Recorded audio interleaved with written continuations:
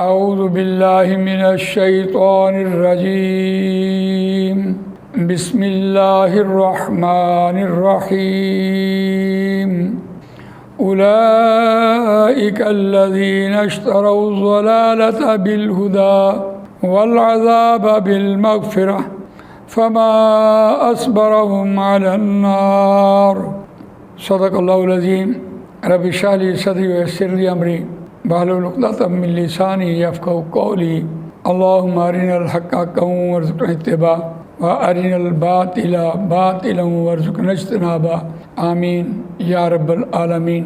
دوستو اور بزرگوں، سورہ بقرہ آیت نمبر 175 آپ کے سامنے تلاوت کی ہے، اور یہ دوسرے پارے کا 5واں رکوع زیر مطالعہ ہے۔ اس رکوع کا مضمون خاص طور پہ کون سی چیز حلال ہے، کون سی چیز حرام ہے، تاکہ امت مسلمہ کو یہ رہنمائی دی جائے کہ حرام چیز سے بچنا ہے تاکہ تمہاری دعائیں وہ قبول ہوتی چلی جائیں۔ اس اعتبار سے ہم نے دیکھا کہ جو لوگ غیر اللہ کے نام کی چیز کھاتے ہیں، اللہ تعالیٰ نے ان کو 4 سزائیں سنائی ہیں کہ ایک تو وہ آگ کھاتے ہیں، اللہ ان سے کلام نہیں کرے گا قیامت کے دن، اور نہ ان کا تزکیہ کرے گا، اور وہ دردناک عذاب میں ہوں گے۔ تو قرآن مجید کا اسلوب یہ ہے کہ اس کی وضاحت کرتا ہے کہ کیوں آپ نے یہ کام کیا، اور وہ وضاحت قرآن مجید میں اسی کی اس آیت کے آگے والی آیت میں آتی ہے۔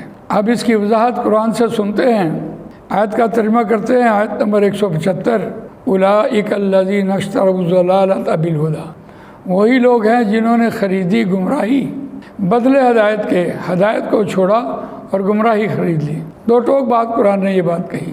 اب اشترا یشترو کے صحیح معنی ہمارے سامنے آ گئے کہ ایک چیز کو بیچنا اور اس کے عوض پیسے لینے ہیں۔ تو انہوں نے گمراہی کو خریدا، جہالت کو، گمراہی کو خریدا اور ہدایت کو چھوڑا۔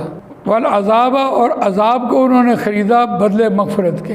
فما اصبرهم علی النار، اور یہاں یہ ایک محاورہ استعمال ہوا ہے، کتنی ڈٹائی والے ہیں، اتنے نچنت ہیں، اتنے بے فکر ہیں کہ ہر شخص کو موت کا پتہ ہے کہ مرنا ہے اور اٹھنا ہے اور جواب دیں اور حساب کتاب جواب دینا ہے۔ اس کے باوجود آدمی ڈٹا ہوا ہے، اکڑا ہوا ہے، نہ ماننے والا ہے۔ تو یہاں قرآن مجید نے اس کو نقل کیا، فما اصبرهم علی النار، آگ کے اوپر کتنے بے صبرے ہیں۔